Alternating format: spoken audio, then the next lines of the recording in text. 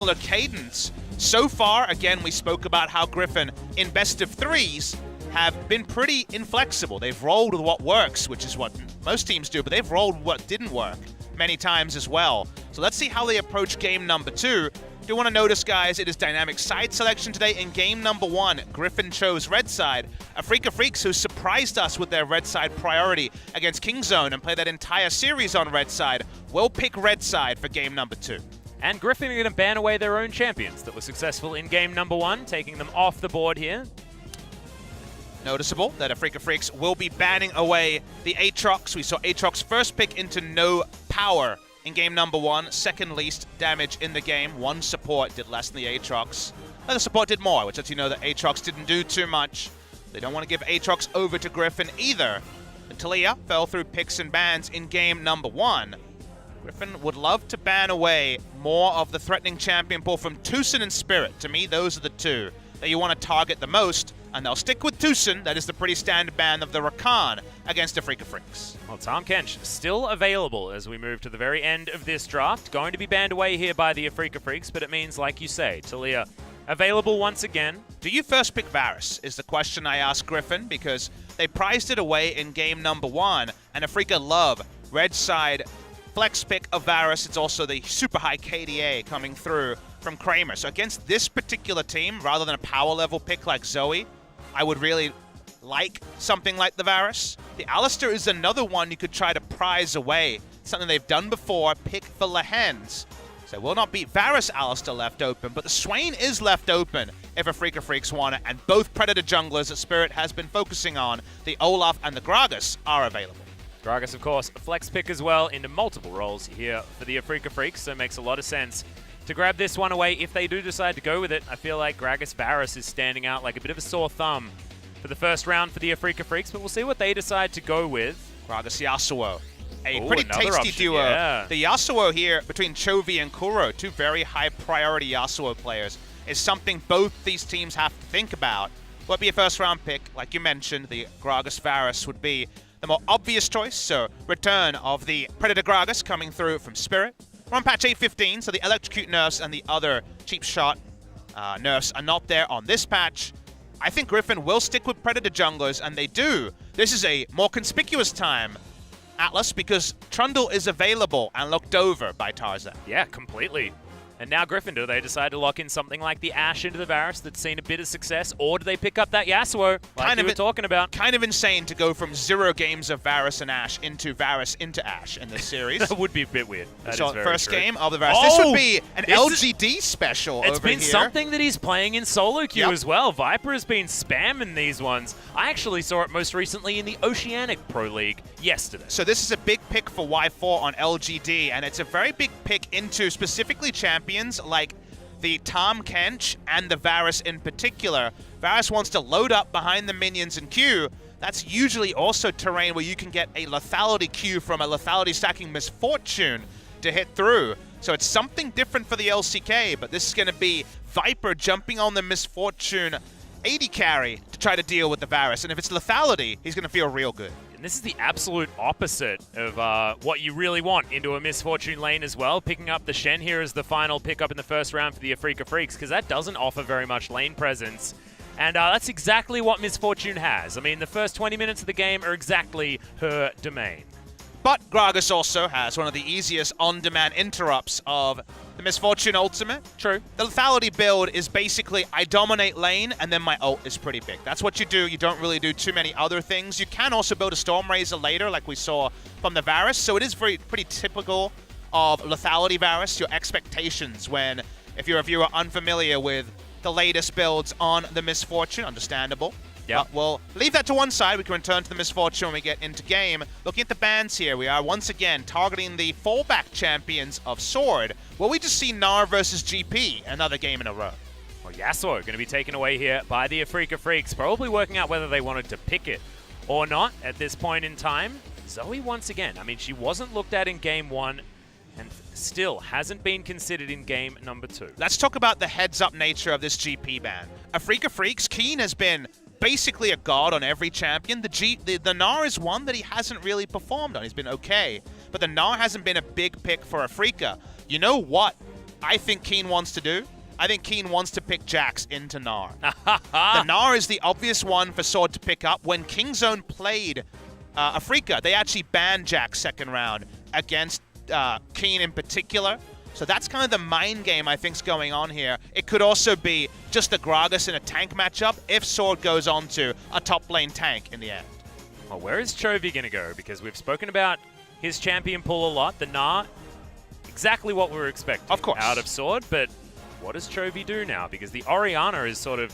That's the option that he would theoretically go towards if we're looking at his most played, things like that, and it's okay. You worry about it though, because it's kind of about Wombo. It's can we get a Shockwave and also a Misfortune otherwise? Ooh. So you can understand it's a good laning matchup against the Zoe. Let's see what they'll prefer here. They will just go Ori anyway. I think this does make things difficult because one cast to disengage people and things can get messed up in the execution very easily. But if they pick something like the Vel'Koz instead, then that's more Here's another way you can attack the Gnar. Oh, Jesus, yeah, certainly the way to do it. The Quinn, you've seen it out of Keen already. Another option is the Camille. He's got lots of counter picks that he can play with.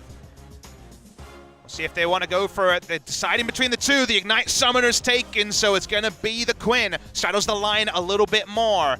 Not going to be a cannon or something like that here. That was banned away. They're going to go attacking top side into trying to wreck mid lane. When you see the Orianna, who can do very well in extended laning phase against Zoe, if you can just get to level 6, roam from top to mid multiple times, and take that Orianna turret, things can really fall into place. Keen coming off an MVP performance on the Quinn in the wildcard match. Yeah, this is going to be a really rough matchup for Sword, but Tarzan has got the Olaf once again. We saw him able to get that double kill very early in the first game and get Griffin into a decent position. We had question marks around what Griffin had put together that game as well. This time around, it certainly is there for Chovy.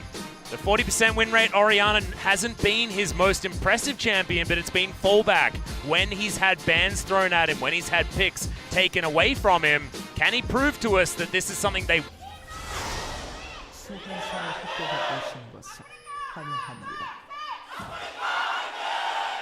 Afreeca fans, so incredibly loud. Remember, guys, if the Afreeca Freecs win this series, they are going to Worlds. That is a guarantee, because they'll either win LCK or have the most champion points, because KT will be already going to Worlds after the win. And if Griffin win, they're in the final, which already is a story. That means they are one step away from the true royal road of winning the LCK with 6 rookies and a rookie coach in your first ever split in the LCK. But importantly, they are not locked into Worlds because they don't have circuit points from spring season. They're not going to be able to make it. They would be the final boss in the gauntlet if they were to lose the final, and Afreeca would go anyway. Seeing this historical pick here. 2017 spring, good old Sangyun, who likes the one-offs, jumping on the Misfortune that day.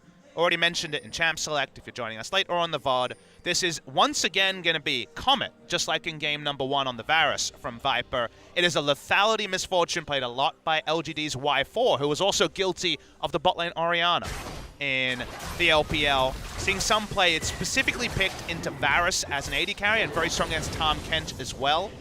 Ability to poke him when he's trying to open up with his Q is what you can match there. And notice that Kramer is not going for a full lethality build. He is going for the much more normal lethal tempo. Still going to be great poke options for Viper.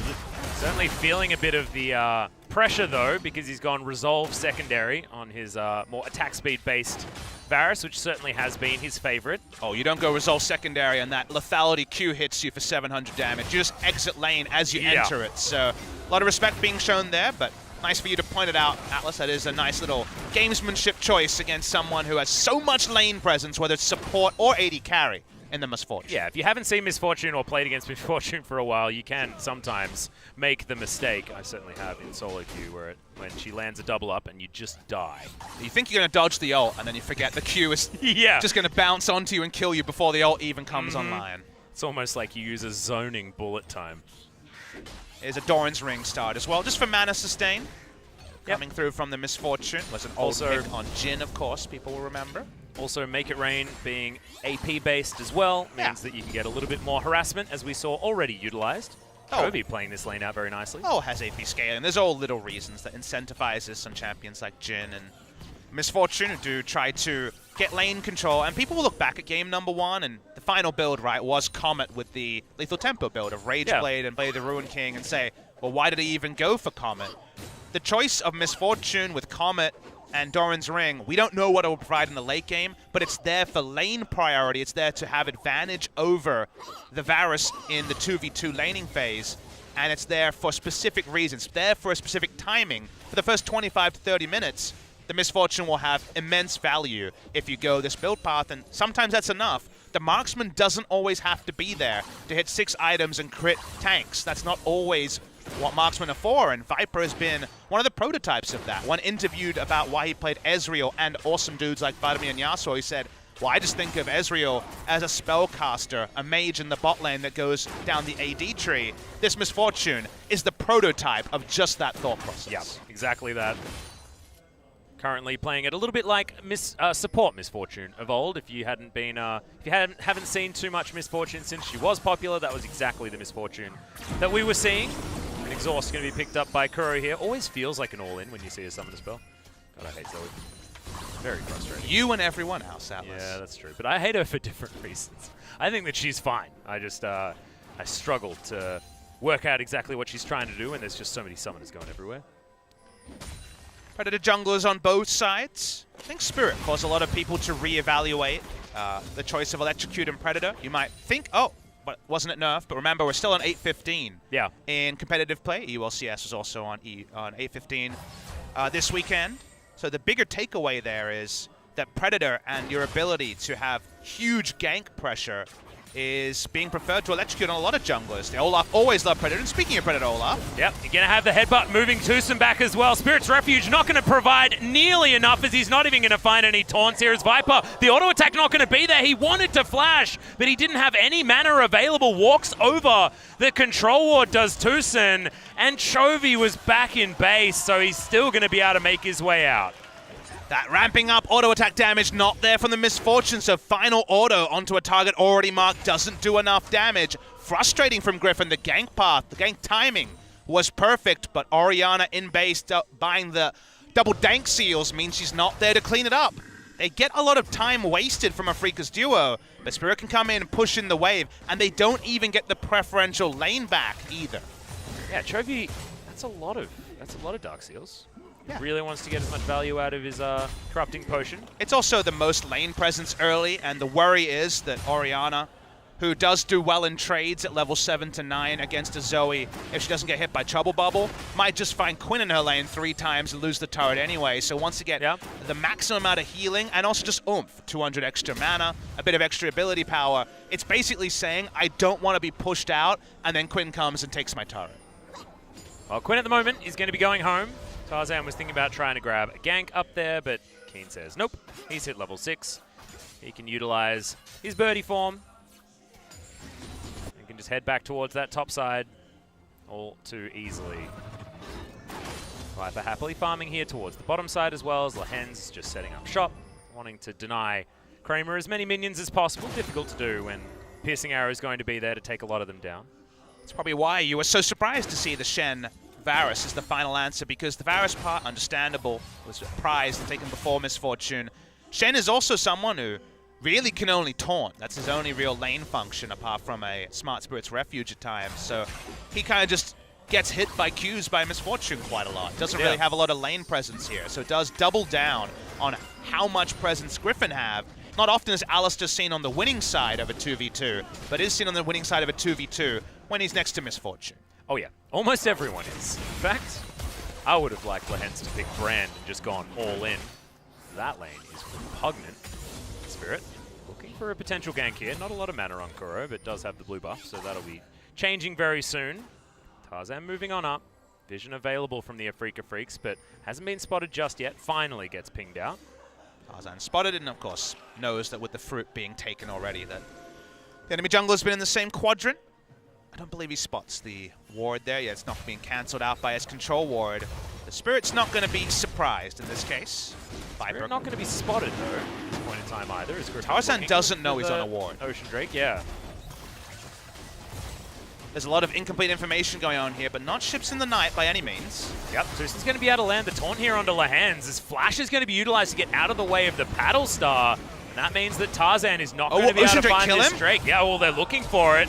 Okay, gets himself the shield from the command protect. Trouble Bubble doesn't land onto Chovy from Kuro. It looks like Spirit doesn't want to take this dragon. And a lot of summoner spells now used. Bullet time comes down onto Kramer, who loses only half of his health bar. Still, half of his health bar and gets into lane at a bad time. They have picked Misfortune with Comet to keep Kramer away from having 2v2 control. They want to take Drakes. They want to be able to invade and Comet Misfortune into whatever flavor of Varus you get is going to be a winning matchup. So it's fine to use the ultimate just to keep Kramer on the back foot. Moment Chovy with a fair bit of control in the mid lane as well. Wave pushing towards him and does have CS parity. This is the time where Zoe's going to become scary. When she goes back, grabs a lost chapter or whatever she's going to get first. Certainly going to be where Zoe starts to become a problem. I guess we should talk about the Quinn, because not everyone would have watched. Keen playing the Nexon Arena in the wildcard match. We all know how strong a laner she is. When you see her, when you're auto-filled into top lane and see a Quinn, you just kind of rack your brain for anything that can get through the lane. It's a tough one. The reason why in competitive play, even after a couple of Quinn nerfs, as Chovy eats the Ignite, because just so he thinks. Yeah. The reason why we still see Quinn is that at the end of the day, you have to remember that all her items were buffed this patch. It was one of those things you forgot. You're like, man, so many more crit marksmen now that their items are 700 gold cheaper. Keen just went a 700 gold Infinity Edge Zeal item Storm Razor build on the Quinn, and also reached just oppressive split pushing power earlier into the game with solo farm. That's what can happen. So play the Ruin King into full AD build is very, very viable for Keen on this particular patch. And speaking of Keen, at least Sword has been able to reach parity so far in the lane. Yeah, deciding to go for the Ninja Tabi and the Kindle Gem to give himself as much staying power as possible. Did the same thing against the Gangplank, but certainly much more necessary against that of the Quinn. Difficult to gank, and it's not where Spirit's going to decide to try and draw first blood. Still hasn't happened anywhere, and the gold is even more even than game number one, which was difficult to do because, good God, it was close in game one in the early game. As support's just going to bonk heads together. Lehens doesn't end up taking down the control ward. Good thing for Afreeca this game is that in a even farm game, Quinn finishes her items, and Sword can't buy items to beat Quinn. It just can't happen. Whatever item build you go, there's going to be a trade-off. Meanwhile, Quinn will build precisely for lane and split push because he never has to build for team fight because he never team fights. That's how you go with Keen on the Quinn. So given that kind of ability is, well, before those items are complete, you can see it's a little bit trickier. Yeah, Sword actually upset that he turned it into Mega Gnar because he would have liked to have Mini Gnar for some more harass now that that Hyper is charged up a little bit more. You need your item timings to actually be able to harass down the Gnar. That's why we're actually seeing Tarzan come into this lane. They can disrupt Keen before his items are there. Here we go. Yeah, there's the flash. Now the flash has to be used to get out of the way of the Wallop, but it's not going to be enough. The Hyper proc. Oh, Got Spirit's him. Refuge was enough, but the Undertow does land. Now Spirit looking for more. The taunt mid-air is going to lock down the Gnar, but First Blood does go over to the side of Griffin, and they have control of the bottom lane. And that last part is the important part. Yes, they can use the global, but they vacate bot lane to make it happen. Let's see if they can actually lose the turret here. Misfortune can change targets and do a lot of turret damage. That's why see the ult invested by Kramer. Yep, ult is going to be outside of turret range, so Lehens doesn't take too much, doesn't even have to use the ultimate to get himself in there, and this minion wave will be dealt with. Viper very easily secures all of these creeps. Smart roam coming through from Chovy. They want this turret to still punish Afreeca Freecs. And they want to make sure that Kuro can't get himself any cheeky picks down here as well. Looks like they will be able to lock this one down unless Kuro can get rid of the minion wave very effectively. Nope. Looks like the answer's no, and Chovy knows exactly what's going to happen. Really nicely done from Griffin very early into this game. And it's really fun to appreciate the levels upon which that play happened. The gank top side to try to shut down Keen. Pre-play the Ruin King, play a trading advantage over the Gnar. That one came in, it was successful, but the global that Shen will use reliably to win the 1v1 and help Quinn split push better is able to pull it into implied parity. But because Varus was counterpicked by the Misfortune and already lost turret health, They 2v2 down the turret. The Orianna knows to roam first so that Zoe can't be there to stop the turret going down. They actually kill the turret super early, and its swiftness boots into lethality Misfortune. She just wants to roam around and use her ultimate and push. She's not interested in trading in lane any further. Yeah, that strut certainly going to be working as there's the Hexa Flash to come out from Lahen's. Bullet time not going to be enough to get rid of Kuro as the Ignite is going to tick down but not get the kill. But you still have to wave goodbye to Kuro, and how much turret health do you have to wave goodbye to in mid? Well, potentially all of it, as Chovy's going to try and help do some damage here, but Viper decided not to turn up. He's going to head bottom lane and catch the wave that Kramer's pushing.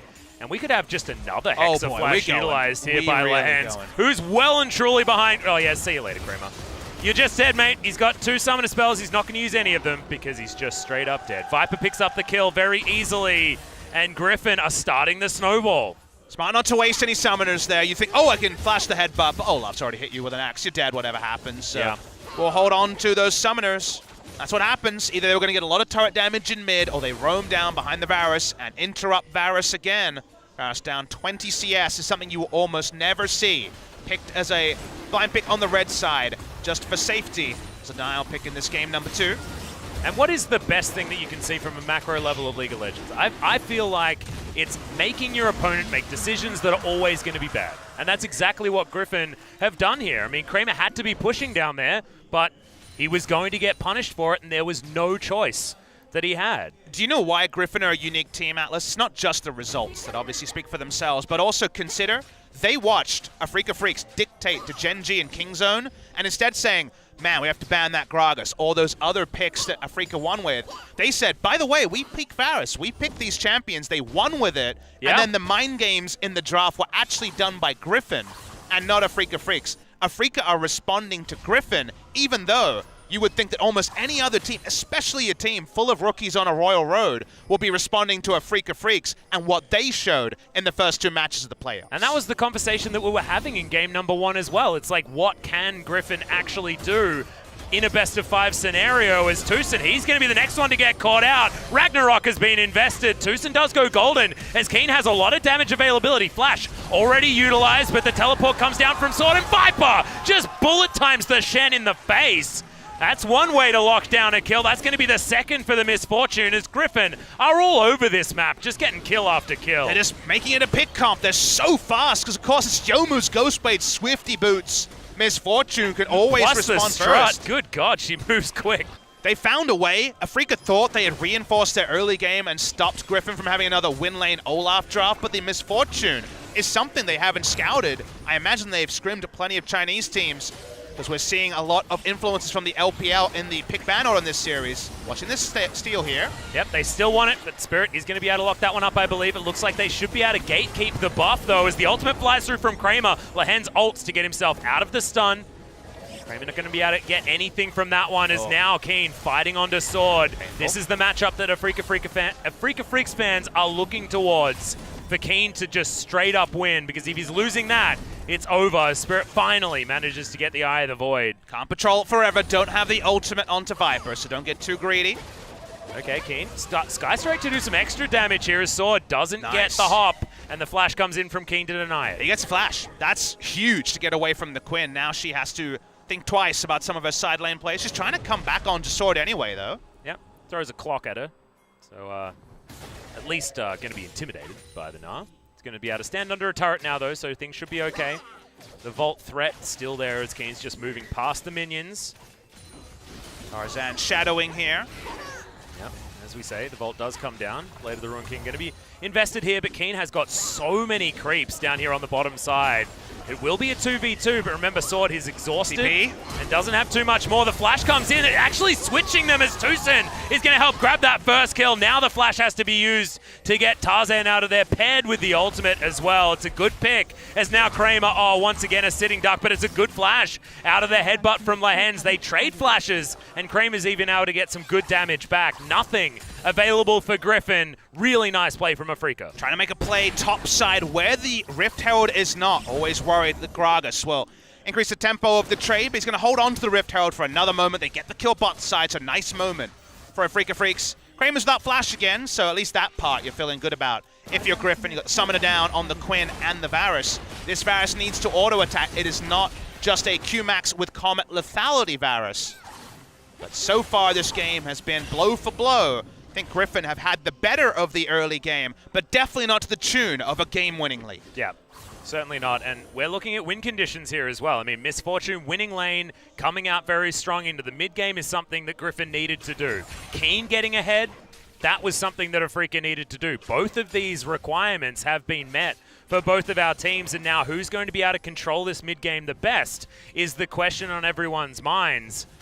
Viper picks himself up. The makings of his Duskblade will have so much threat when that finally does come in. Already 2 serrated Dirks worth of lethality picked up for the Misfortune.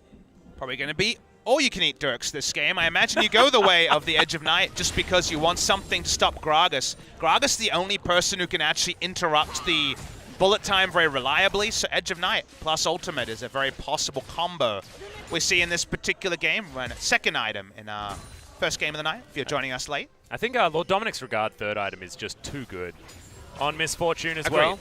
I mean, it's good, but I think it has to be maybe fourth, just because, you know, it doesn't really matter how much damage your ult does if it's interrupted. Yeah, and the squishiness of Afreeca's comp means that lethality does feel pretty free.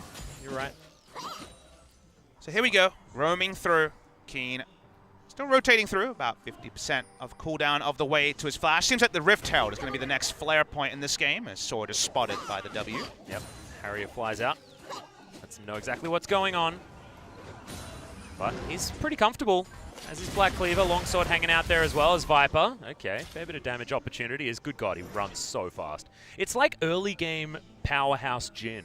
You know, Jhin just goes way too quick, but you got a dissonance on you as well as your Swifty boots and your passive. The thing you have to remember, though, goes so quick. The difference between the two is that when Jhin runs at you, each shot, you're looming the fourth shot, right? The extra damage that does. Misfortune does less damage with future autos. Yeah, true. Very, very much about the opening burst, but after that, it falls away.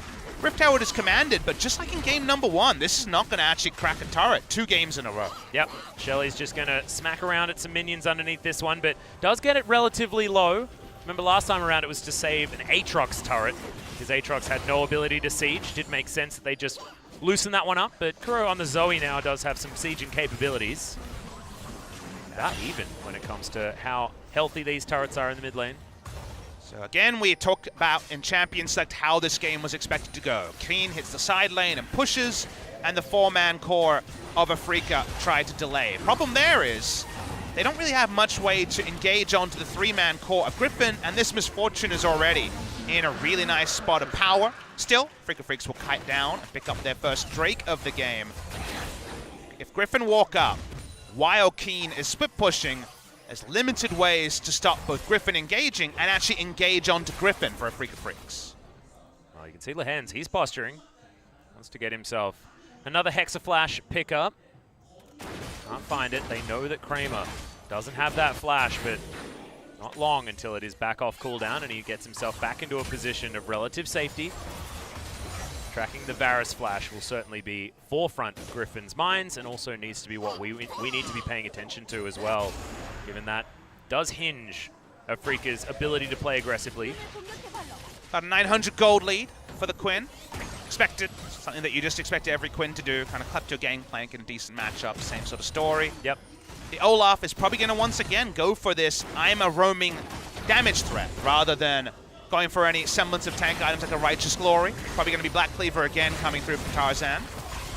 Well, you can see Griffin trying to siege this one out as Viper moves so incredibly fast. Yep. Pops the Ghost Blade and gets out of the way of the Explosive Cask. Doesn't have to use Flash onto that Explosive Cast, means he can walk up again. Griffin slow and steady when it comes to this mid lane siege. Slow and steady both ways could be so viable. Remember, it was late game Quinn and outplays from Keen that won them that game over Gen G. So while they won't be able to team fight, there's no reason they can't emulate what Griffin did in game number 1 or just what they have done previously and out macro Griffin in the late game. One of the problems here is that Griffin are putting Chovy and Viper in the same lane to try and siege this outer turret mid. They just desperately want that turret. They really do need it.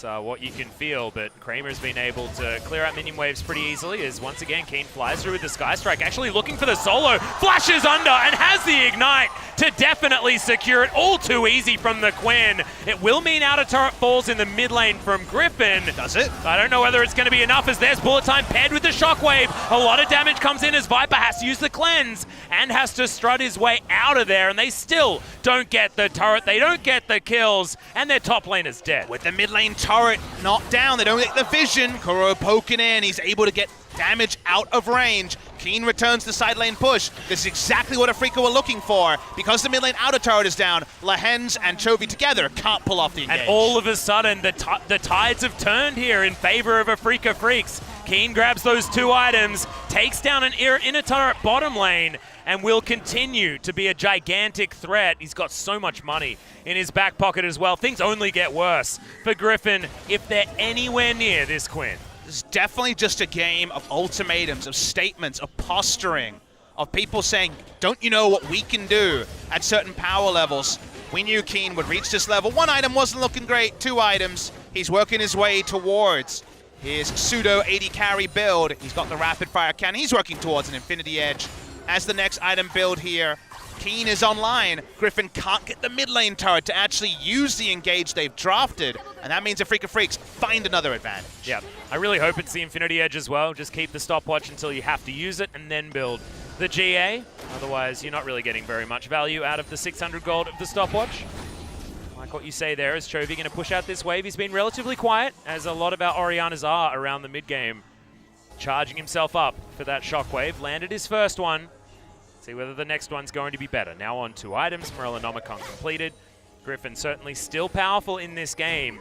The gold still not even a lead for Afreeca after what was a beautiful passage of play that we just witnessed at around 22 minutes. But there's certain things Griffin can't abide by, and Varus solo farming topside after being shut down by both the Misfortune pick and the rotational play from Griffin can't happen. They need to drag Varus into fights before he hits his items.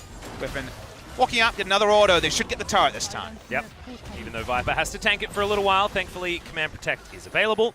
And finally, that outer turret falls. Keen, he's got a long ride to get towards a turret here towards bottom side. And that mid is finally a long lane for deep vision to actually allow an Alistair Ori combo or another initiation play from Griffin. Griffin is very much on a timer. If Quinn keeps pushing, she's going to get those turrets. And she's going to try and find a split push inhibitor. But if they can punish with all they engage, maybe it doesn't matter what Quinn can do in the 1 and bot lane. Yeah.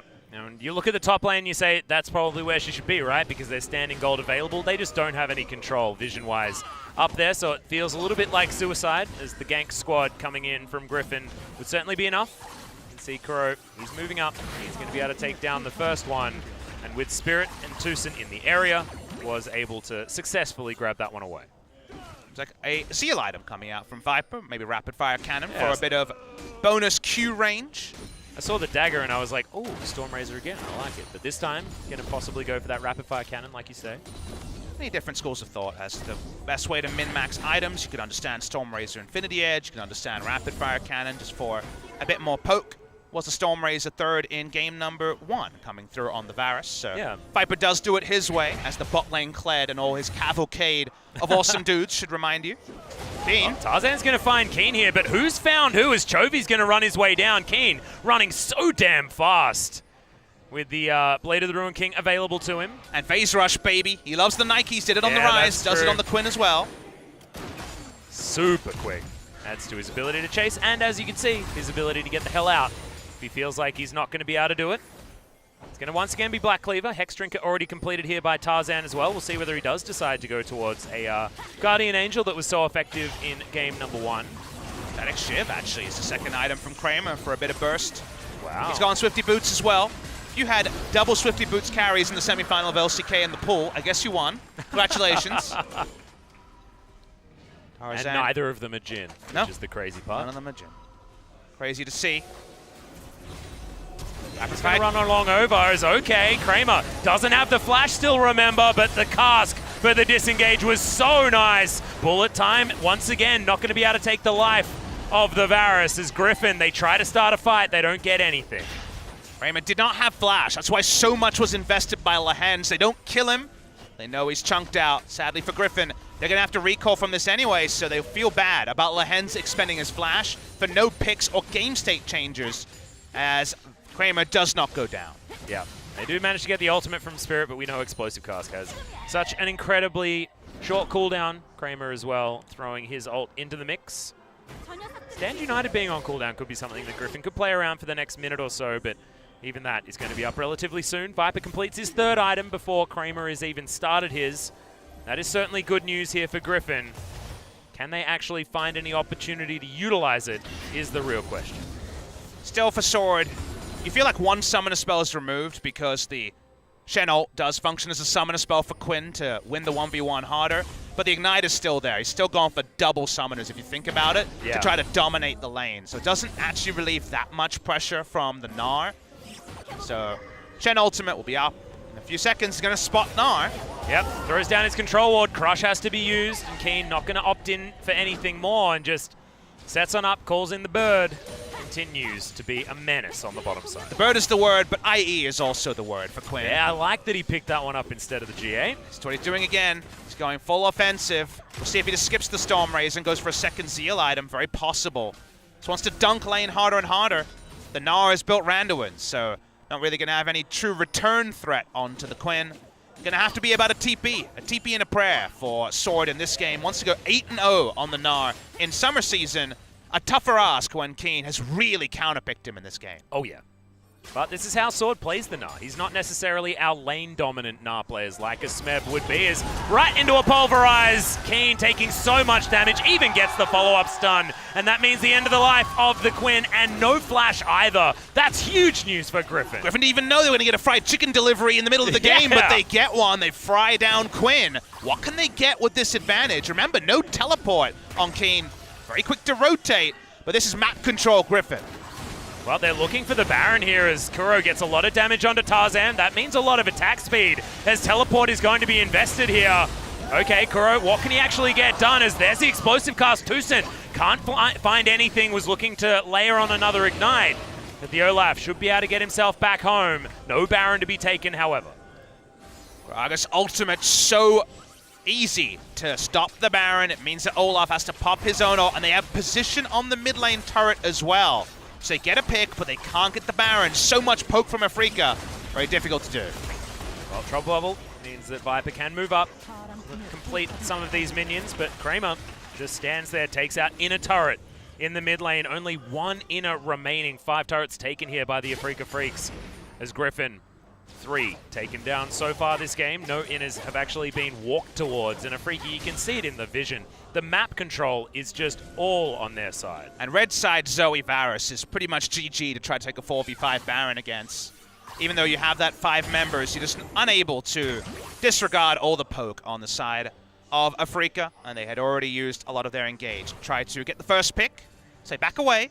Still going to feel good about slowing down the Quinn. Sword used his teleport in that play, which means that now he doesn't have the teleport to try to make a proactive play, and we already know the 1v1 isn't going to suit him either. Yeah, once again, Gathering Storm being picked up here.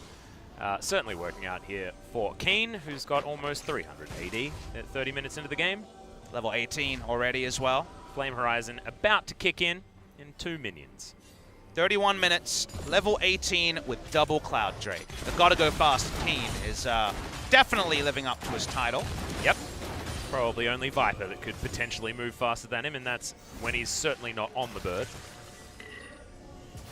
Tarzan clears through some vision here.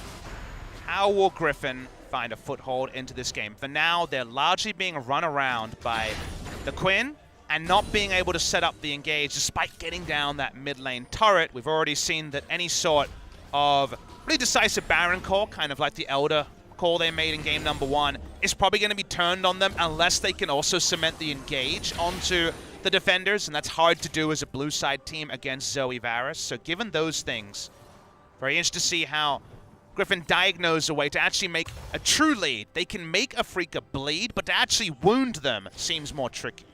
I feel like when Chovy does pick up this Rabadon's Death Cap, though, and then Even further than that, the Void Staff will be very important here for the Orianna as well. He's farming extraordinarily well. Yes, the scoreline is 0-0-0, but when you have the Orianna insurance policy, with a composition like this, when you can pop the ball onto the head of the cow and then throw him into a fight, certainly is an opportunity for Griffin to find something, as Predator was invested there from Spirit, but doesn't find anything. Zooming in onto the Flame Horizon, I'm sure when people saw Gnar take a good trade against Keen at level 9, they thought, what is he saying about this matchup? Nope. Keen is just going to run around the Gnar and continue to build for lane. Makes it very tricky for Gnar to pick up anything other than the dregs of a couple of minion waves when Quinn decides that the Gnar can get near them. Yep. Being dictated to at the moment is Sword. No answering Flame Horizon, small lead for mid bot lane. So because of the Quinn being able to rotate so fast and the teleport nerf, Quinn just having so much more map mobility means that it's just honestly Gnar losing minions to the turret that makes up a lot of the gold lead for Afreeca Freecs. Now triple Cloud Drake as well. And that is actually noticeable movement speed, even in combat. So big deal for the Afreeca Freecs. See 6%. Nothing to scoff at, guys. You're back at home. Movement speed, one of the best stats in the game, guaranteed. So is our observer going to catch Keen coming out of base in Harrier form? That's what we need to see. Right now, just so you guys know, he has 743 movement speed. With all of the diminishing returns, pretty impressive. Wait, 796? Yep, up to 796 now. Oh no, only 443 in combat, but it goes up again. Yep, and when he uses his Blade of the Rune King, it's going to be even more. Christ, he's moving pretty quick. Chovy, he's still able to grab minions. Lehen's just waiting in the wings, understanding that he certainly will be away for for Chovy to get a little bit more work done. Afreeca start up the Baron. Let's see if Griffin are going to diagnose this game state change. When do you check it? They have a blue trinket up on Orianna, but she's in base.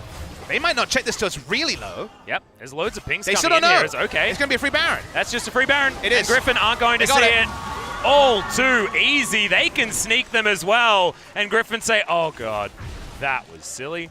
Not having the teleport on Sword with all the area Keen can rotate to. The only blue trinket choosing that time to shot, meaning no ranged clear or check, no Swain W, for example. To check the pit means that Afreeca get a freebie Baron. That is definitely the biggest moment of this game, 35 minutes in. And you remember how the Gnar was doing against the Quinn before? Now throw in a Baron. Yeah, it's going to be even worse. I don't think anyone can go anywhere near Keen at this point in the game if you're a Griffin fan, and that means that minion waves will be knocking on the door of the Griffin base. Already taken so much damage from the amount of pressure that Afreeca have already put on. Now 2.5 minutes. They have to throw the purple buff towards Griffin. And the edge is going to be completed by Viper, adjusting his build from what we've seen from Y4 and some of the other misfortunes. Definitely a way you can go. To me, the Misfortune pick hasn't worked as cleanly in the LCK as it does in the LPL because there's been so much less fighting.